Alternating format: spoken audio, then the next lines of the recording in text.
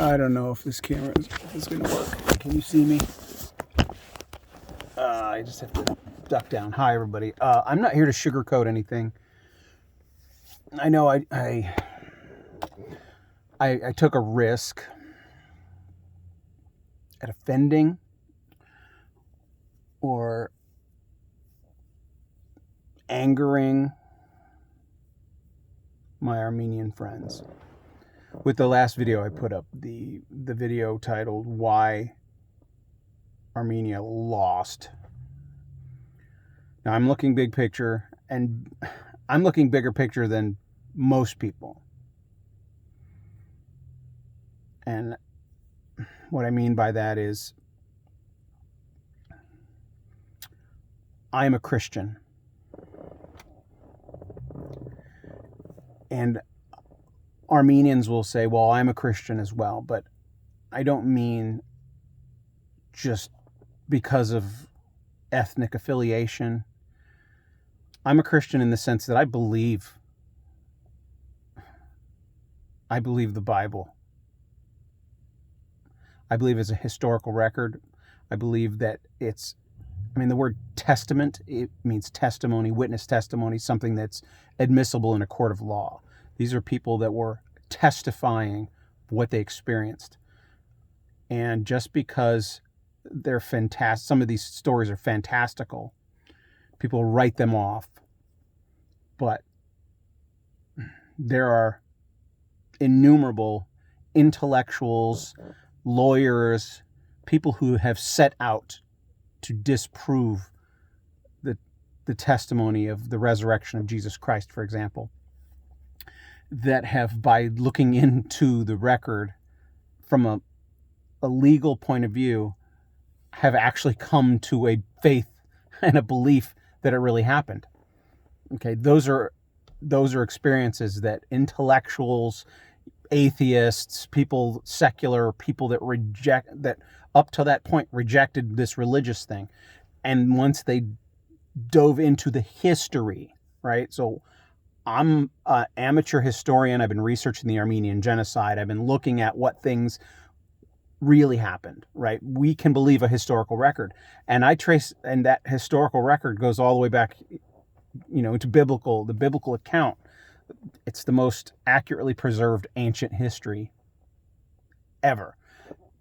All of that aside, when I say I'm looking at the big picture, the drone strike, the drone technology, the strategy used by Azerbaijan is being looked at by military scientists, the science or the art of warfare. They're watching that and looking at, this is where this technology was used in the most, it's never been used that way, to that extent.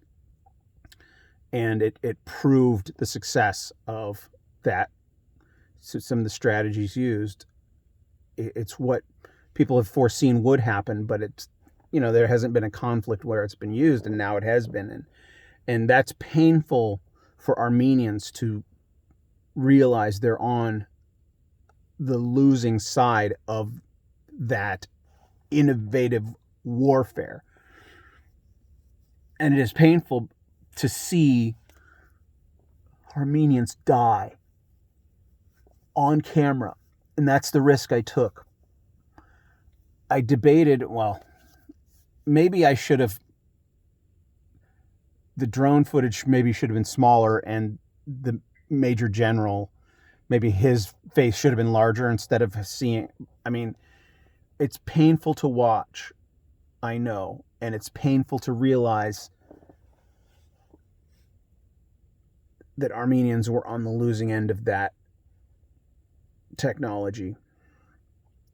But you cannot hide from the truth.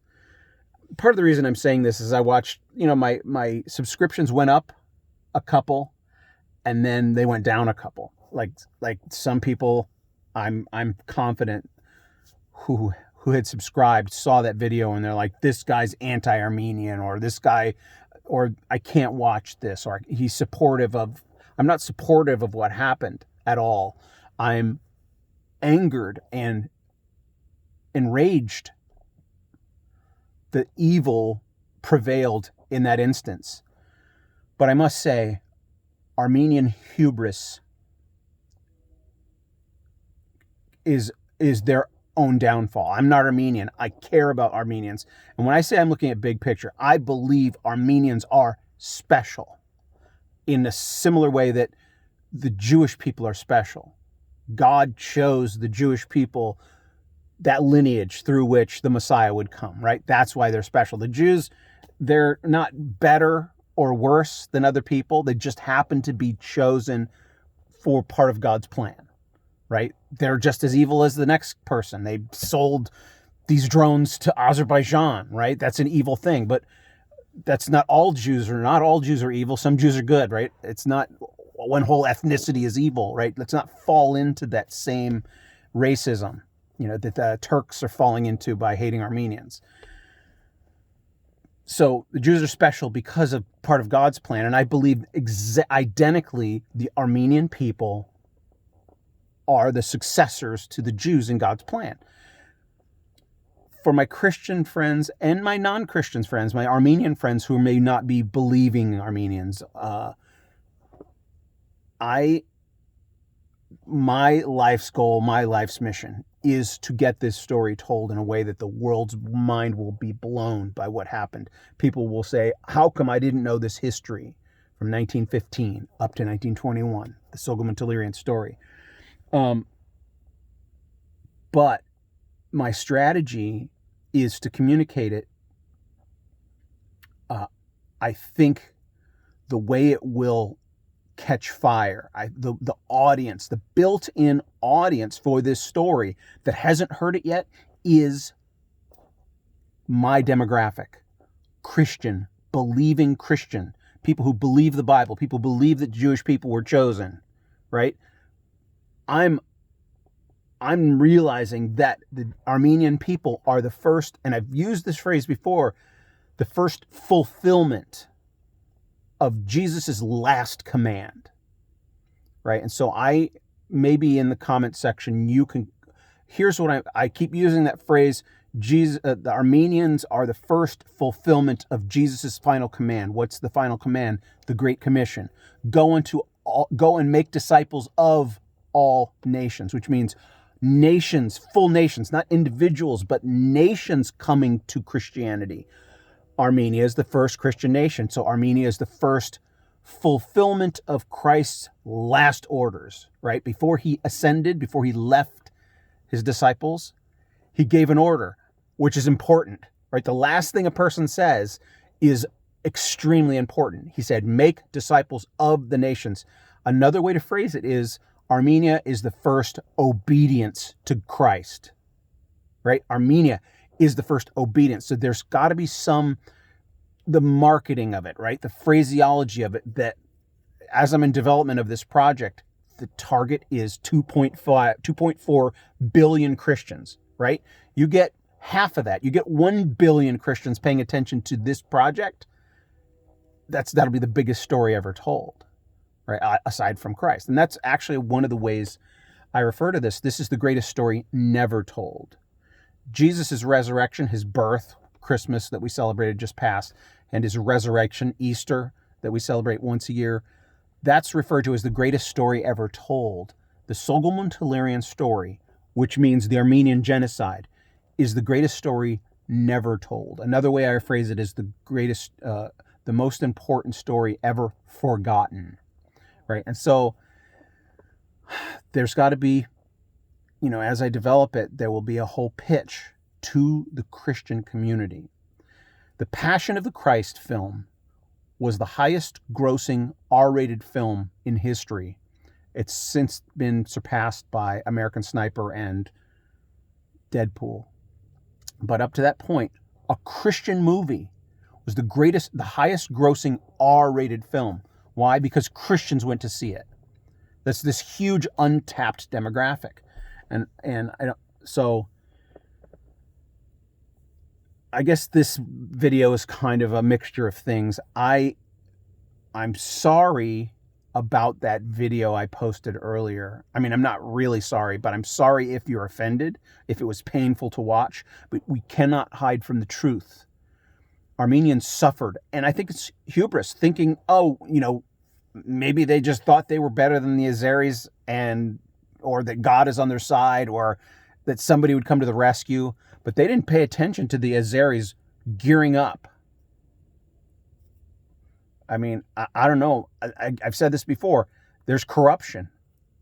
There's Armenians lining their pockets, right? Ultra-rich Armenians corrupting the government or corrupting the economy of Armenia. I mean, so repent, right? Our friend Jacob Persley has said that's the number one thing. Repent. It's just a cataclysm right now in Armenia. People in this country just can't even grasp what's going on in Armenia. No, it's just the fear of being on the verge of annihilation is certainly underlying all of this. All right, share this video, subscribe, and comment in the comment section about the pitch. There's this huge demographic that will consume this story. Solomon Tellurian's story is made to order for that Christian demographic, the Passion of the Christ audience, huge audience. But the pitch has to be right, and I mean, investors have to come. There's just this process that I'm in. All right, you know what? I appreciate all of you. I really do. Even you, Olskur and Snowden, and I should make a list of names. I'm sorry, Eric V. I